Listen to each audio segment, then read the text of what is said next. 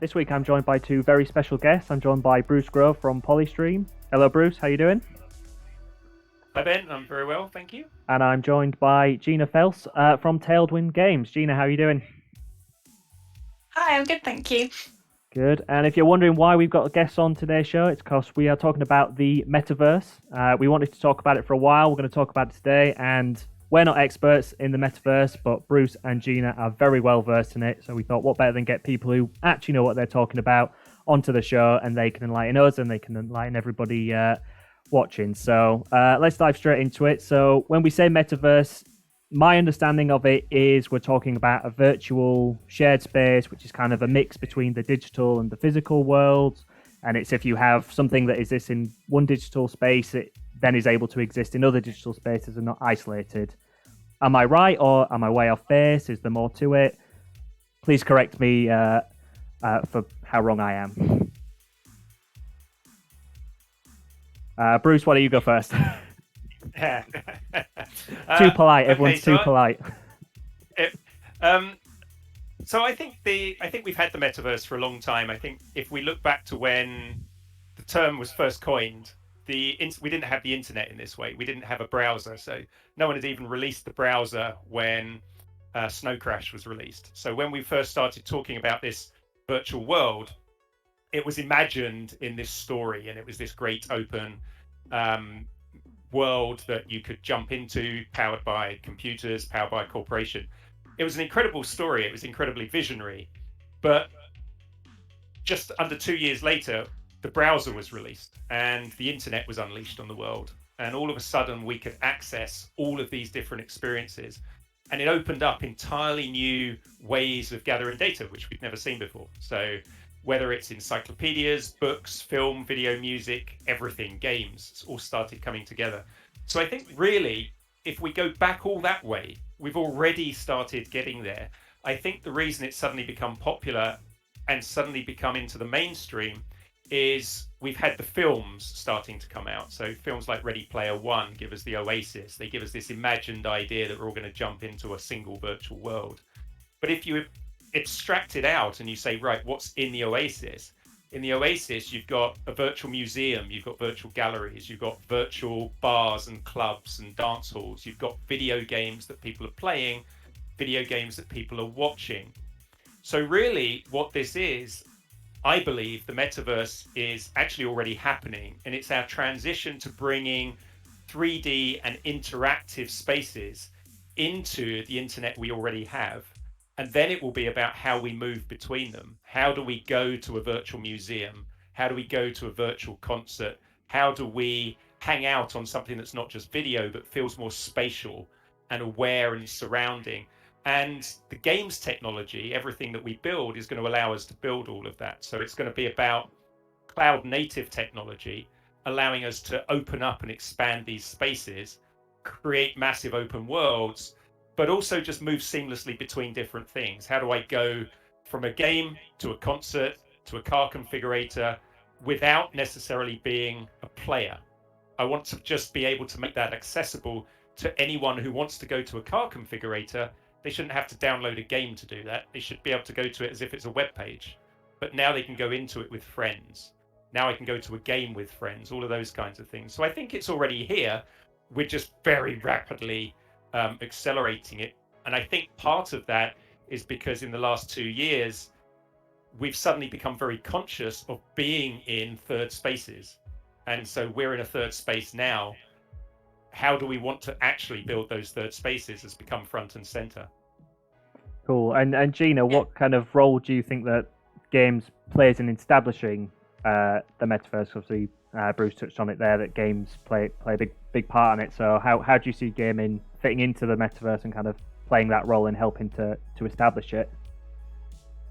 I think ultimately, like the game spaces that we're seeing in that are creating these spaces at the moment are ultimately like user generated content led, and it's ultimately like it's enabling these players and users to like express themselves in ways they can't traditionally do in the real world, which is great. It's unlimited creativity, and as we see it in gaming, it's like the new playground, and it's a space that's ultimately owned by the players, and us creators are mere facilitators of that play, which is great. It's a space that, coming from kind of a game developer point of view, you've never really had this synergy before between you and the players, and being able to really tap into kind of what the players want, what the community want, and building that synergy between you and the players is ultimately going to kind of like, the most successful studios and the most successful developers are going to find success there by listening to them. I think obviously we've had kind of user-generated content games before, like Little Big Planet and Mario Maker, but what we're seeing from games like Minecraft and like Roblox is that they can be enjoyed together, and potentially even like, especially with Roblox, with the studio, you can have collaborative user-generated content and too. So it's making games together as a group. And for example, at Talewind, we're about to do a game jam, and we're all going to come together in Roblox Studio with the tool they've created, make an obby together, and instantly release it. It's just that real kind of great collaborative experience from start to finish. Right, it feels like with things like Roblox, where there's all these, it feels like there's all these different areas and spaces and worlds within Roblox, but it feels like the next step of the metaverse is to then grow out of that, so anything in Roblox can then be accessed elsewhere. Fortnite's kind of a similar thing, I guess, isn't it, when you have the concerts, and there are things happening in Fortnite that aren't just the game, but I guess it's trying to open up those worlds so that they can interact with each other rather than live in isolation. And like, how do you see that going with the metaverse, Bruce, kind of opening it up and trying to make it accessible for everyone, really, and unisolating those worlds, I guess? Yeah, and I think they're both great examples of how we do this. So we've got Unreal Engine is this incredible technology. Roblox is an engine underneath all of that people are building content on. Unity, but that tech is being used in lots of other places as well. So, for example, architecture, automotive is using it. Lots of people are using it for different experiences. The Mandalorian was built using Unreal Engine. So we're starting to see the game technology provide the foundations for experiences that have never been created before. And what we then have as well is the games, or the game platforms themselves. So if you use Roblox as an example, are demonstrating, okay, what else can we do here? So you have lots of games. That's great. And that's expected, because that's where a lot of our thinking and our socializing is starting within this space. But then you have a concert appears, and so Lil Nas does a big concert, and suddenly 37 million people are in there, but they're all Roblox players. And then Gucci does an experience that allows you to walk around the new Gucci lines, and effectively a virtual catwalk, but again, it's within Roblox. And so how do you make that accessible so that the Guccis of the world and the Little Nas's of the world can actually reach an even wider audience? I mean, your first thought should be, oh my God, 37 million is incredible. But then you realize it's within that one world. And so how do we create this idea that these spaces should be easy to navigate, and that I don't have to already necessarily be a player in that space? What I actually care about is I'm a fan of Little Nas, or I'm a person that wants to buy Gucci, and therefore I want to go where those experiences are, and it should be easy for me to get there, rather than the assumption that everyone's a player in the space. And I think that's the bit that will unlock the metaverse. What I think is incredibly powerful is, and we see this with UGC in all of these platforms, is that's become incredibly easy to, I wouldn't say easy to build, but we now have no code platforms that are making it easier for people to build on. We have light code platforms all the way through to people building ray traced models of a new building in whatever city they want to build it. All of that is going to start to unlock these experiences. The key to the metaverse will be how we then make it instant and be able to get into them easily. And everyone should just be able to click a link and say, I'm there, I want to go visit that building. I want to just quickly touch upon what Bruce said about like the whole like low code, no code platforms. It's really exciting because it really democratizes the whole kind of experience, and it blasts the door wide open to people who may not have had access to developing these experiences to begin with. We all know that our industry sometimes has quite a high barrier to entry, and we are trying to make way for all these exciting new talents come in. And I think the metaverse is a really exciting place for us to be able to really open those doors with these new platforms, with all this exciting tech that's making it more accessible, which is ultimately going to make the experiences more diverse and more accessible to a whole range of audiences which typically haven't had experiences in games made for them in the past as well. So I think it's just a really exciting space.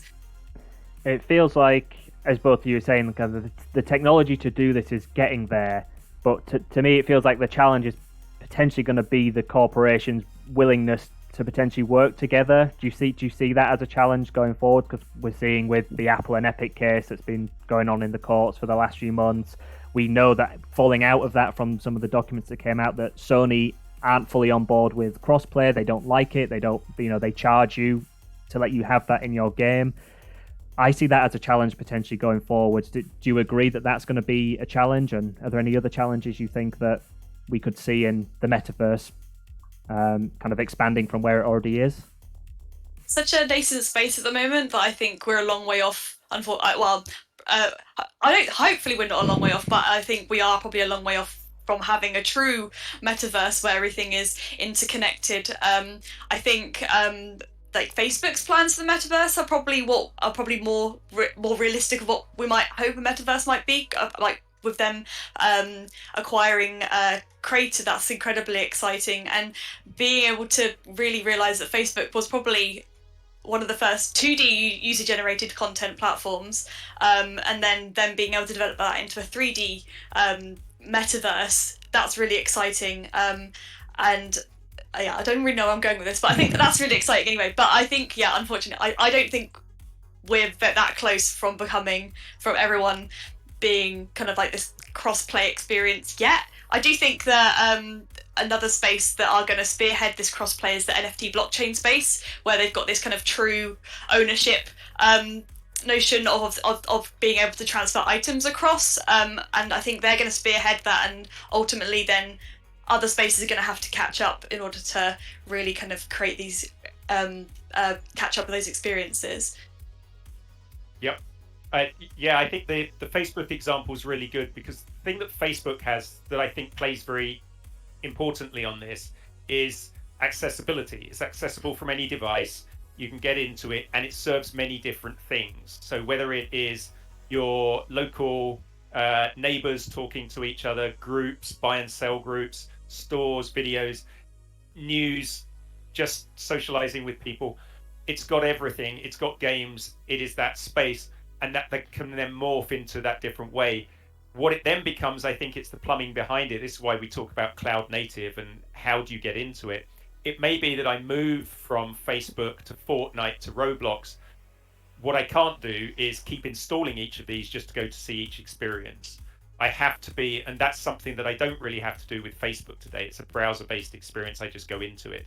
How do I move between these much bigger visual 3D interactive experiences?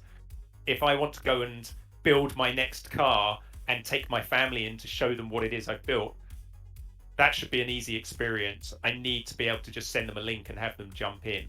So I think that's going to be built on open standards. Who holds the keys to the door when I get to the web page? That's going to be the big piece, as Gina says. Great. And just to close off, I'm going to ask almost an impossible question of you both, but let's try it anyway. In your wildest dreams, in maybe say 20 years' time, what do you think the metaverse could be, and what do you think we'll see if we're able to realize this dream of unlocking everything? What do you think it's going to look like? Which I appreciate is a very difficult question. That's a great question. I'd like everyone to be able to feel like that they've got ownership and are able to participate, and like really kind of democratizing the whole process, and everyone feeling like they own a little bit of this metaverse, but as they do kind of in real life. And I think what is the most exciting aspect to me is that whole self-expression, really feeling like you're able to be who you truly are, if you may not be able to do that in real life.